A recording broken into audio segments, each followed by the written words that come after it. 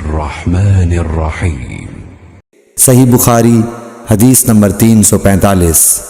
ابو موسیٰ نے عبداللہ بن مسعود سے کہا کہ اگر غسل کی حاجت ہو اور پانی نہ ملے تو کیا نماز نہ پڑھی جائے؟ عبداللہ نے فرمایا ہاں، اگر مجھے 1 مہینے تک بھی پانی نہ ملے گا تو میں نماز نہ پڑھوں گا۔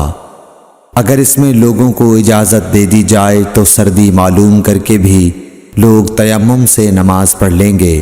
ابو موسیٰ کہتے ہیں کہ میں نے کہا کہ پھر حضرت عمر رضی اللہ تعالیٰ عنہ کے سامنے حضرت عمار رضی اللہ تعالیٰ عنہ کے قول کا کیا جواب ہوگا؟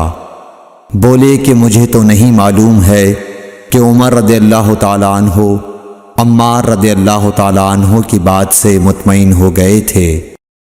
اللهم صل على محمد وعلى آل محمد كما صليت على إبراهيم وعلى آل إبراهيم إنك حميد مجيد اللهم بارك على محمد وعلى آل محمد كما باركت على إبراهيم وعلى آل إبراهيم إنك حميد مجيد